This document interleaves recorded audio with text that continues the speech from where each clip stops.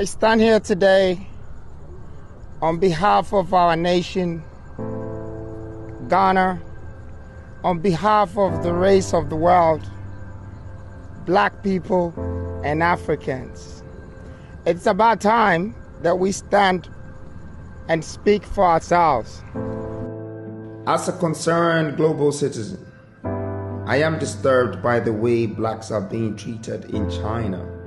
Although I'm yet to speak the truth, you already know it.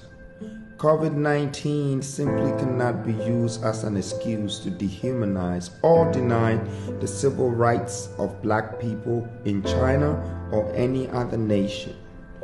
This is not the moment for humiliation.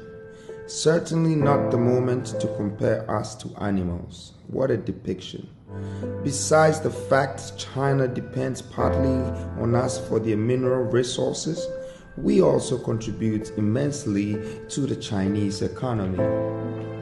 I stand here today as the voice of the people.